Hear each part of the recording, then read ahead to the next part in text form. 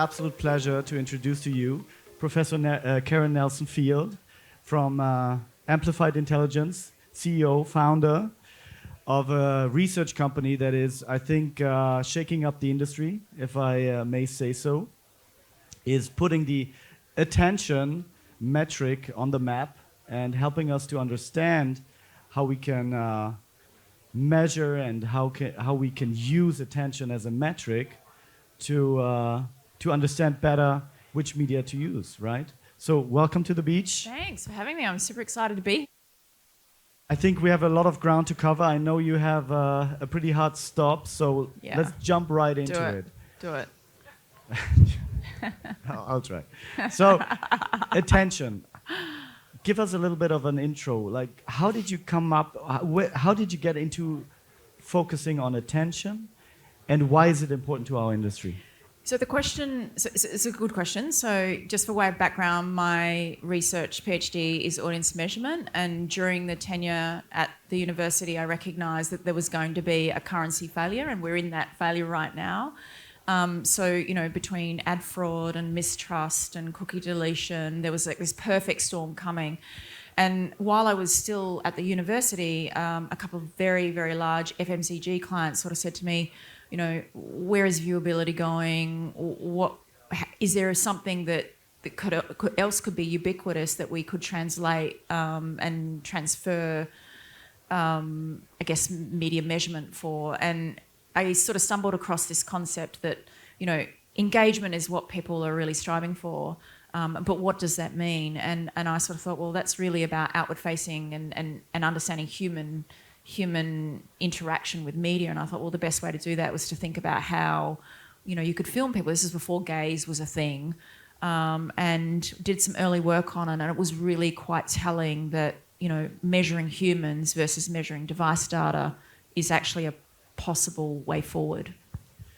I think it links perfectly to what we discussed a little bit yesterday around the humans being the common denominator in our industry, right?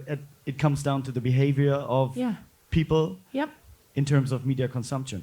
But how does attention add to the existing metrics and currencies, and why do brands and agencies and media houses like us need to pay attention to attention? So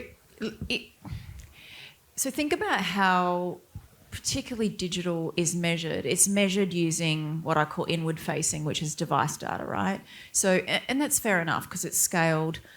So it's about, you know, measuring how long an ad's been on screen, whether they've got the sound on, you know, whether they've scrolled, but it fails to look outward at the human. And the reality is, you know, someone can still be scrolling while they're not looking at the ad because they're talking to their friend, making sure that their machine or the mobile doesn't go dark. So there's a big gap between measures such as viewability to measures of human attention. In fact, we know in our own data that every time we collect, about 70% of MRC compliant impressions get zero attention. 70%. So if you think about that, think about the wastage. But what I will say is that attention is not something that's going to replace these measures anytime soon. I mean, they're scalable. We're measuring humans, so to have panels of millions and millions of people where you're filming people is pretty difficult. So they work together. You need to have an impression served, which is a viewability metric, for attention to be gained, but it doesn't necessarily work the other way. So attention and viewability is very vastly different. So whenever in our industry we talk about human beings, everybody's like, oh, I'm different, you know, I'm individual, you know, whatever you say about this person doesn't apply to me. So I wanna quickly dive into that. So when you measure attention and when you film people and when you look at how people react, how is that generalizable, if that's an English word? It is an English word. How is it applicable to different cultures, different continents? And, you know, what I'm aiming at is I totally the individual versus the data. So what I love about that question is I've been in business for 5 years. The first 3 years was validating that attention was valuable, because obviously if a brand doesn't have attention, what's going to happen to it? Firstly, it will decline if there's none. And two, that it was different enough from viewability, and the metrics do move differently. But the other, I forgot the question. Wait. The individual. So Oh, the individual. you're filming Then I'm individuals. thinking, three. But how is that Three. generalizable? Three. Is it scalable? So is something like attention a scalable metric? And when I sort of went into it, agreeing with you that individuals are individual, you'd be surprised that there are mathematical norms that sit behind the way people view. And the reason why there are is because the platform and the format forms the basis of that viewing behaviour. Okay, so each format has its own little recipe, but what it does functionally defines how you will look at it. So you might think you're and different, that goes but you're across not. cultures, across different socializing background. It's not ubiquitous. So demographics do behave differently to different formats, but we can see the patterns are similar. So, for example, youth and how much attention they pay to digital is generalizable across countries. So the interesting thing is, after all these years, we've collected hundreds and hundreds of thousands of ad views. We've got data from 11 countries. Once you start to see generalizable patterns, you know that you can predict against it, which is where we're headed. Maybe just a quick look into how does it look like practically, like when you measure attention with somebody, like what happens? Run us through that. Yeah, so we use this concept of computer vision, which I'm sure you would have heard of before, but we measure mobile, television, now cinema, outdoor, we've done PC and we've done tablet before, but essentially we are GDPR compliant, so our technology is connected into 155 million people around the world. And what that means is at any one time, we can tap on your shoulder and say, next time you're on Facebook, would you want to earn $10 or something along those lines? And we can do that. We can drop into any country. And basically what happens by agreeing to that, you download our app, it gives us permission to turn your camera on. And we ethically film you while we put JavaScript behind the platform. And then we translate that data into, are you looking at the ad, which is active attention? Are you looking at the content, which is passive attention, and are you not looking at all? And we do that at a 0.2 of a second capacity. So every 0.2 of a second, we take footage. So you have a large data set We do. across multiple countries, across multiple age groups. Yep. So how does this data now come into the day-to-day of the media agencies, of the sales houses, of the industry? So it's only been in the last couple of years that we've sort of thought, right, we've got all this data, how valuable is it? And what we've kind of landed on is it's being used, and we sell API data into agencies to normalise. So let me explain by normalise. So every impression, so an impression on this platform versus an impression on that platform is different, yet you pay for an impression and it's not the same. I mean, I've been talking about that for years, that not all reach is equal, but we can see that in the data. So what this data does, quite simply, is normalises that inequity. And so agencies are using it largely in planning tools which normalise their reach and frequency curves. So it's leveling the playing field. That's exactly what it's doing. So Fill in the gap. in that leveled out playing field, which media or which format comes out best? Oh dear. I need to push you in that direction, you know that. So look, each of them have their own value, right? So there's performance.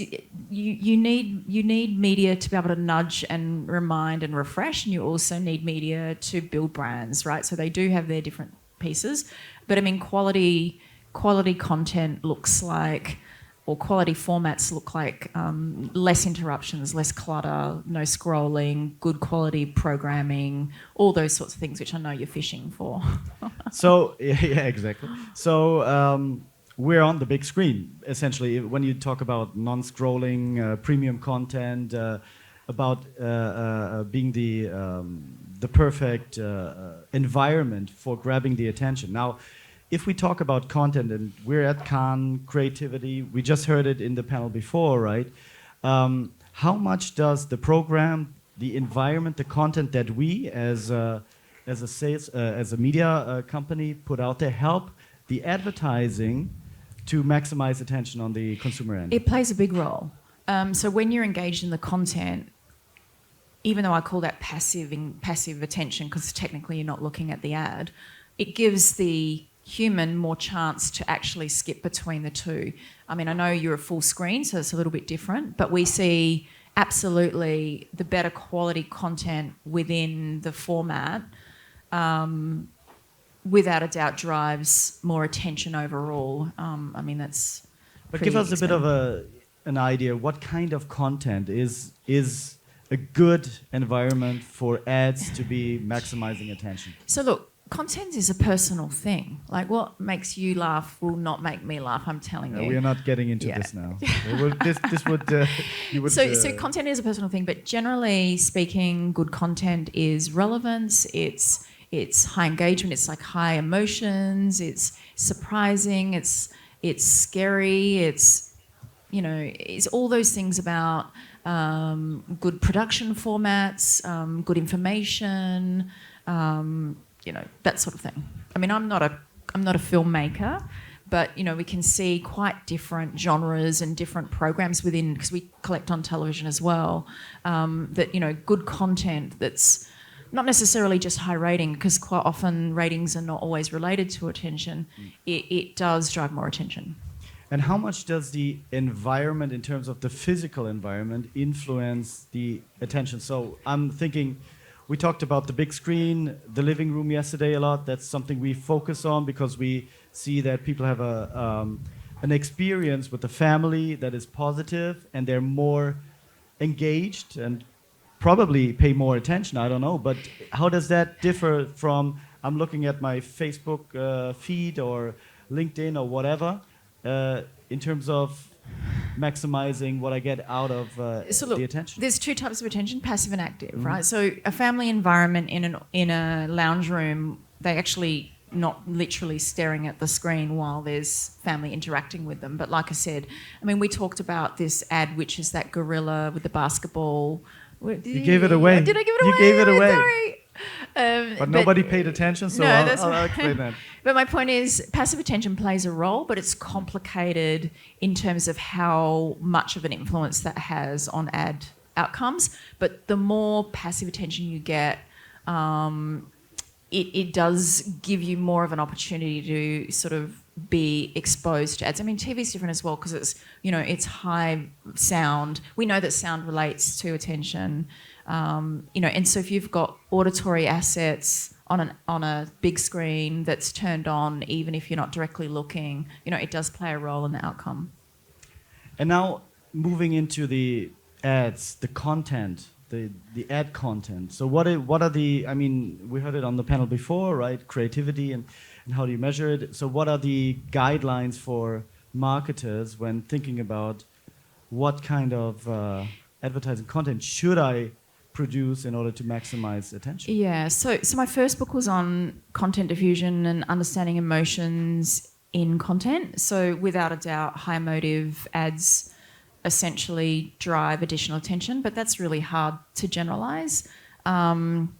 What's a good ad is an ad that drives someone straight to your brand. So well branded, so there's two sides of creative. There's the objective kind of side of it, which is making sure that it's well branded, high distinctive assets, leads someone to understanding that it's your ad or your brand that's advertising, and then there's the emotive sort of side. So that's not.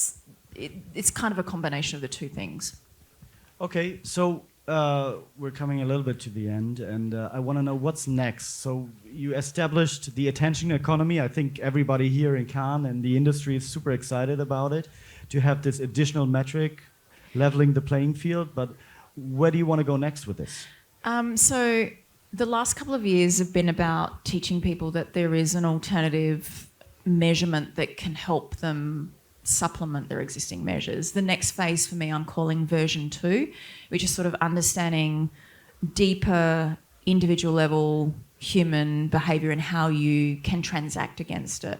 So it's really important to me. The industry is really important to me, and I don't want to sort of step out and build proxy measures that don't work. So we do a lot of research around individuals and how different formats and different platforms can you could potentially pre-target them and predict against it. So that's kind of where we're headed personally.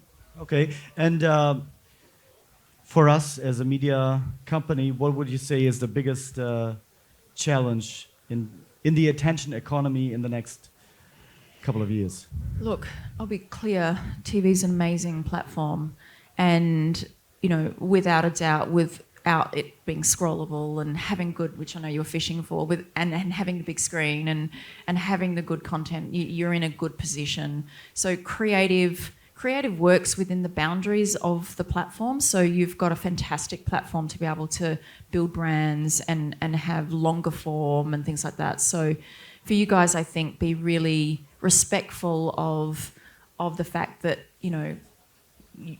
respectful, I don't know if that's a good one. Sounds good. Yeah, you have a great platform. So just continue to encourage attention as a metric that matters.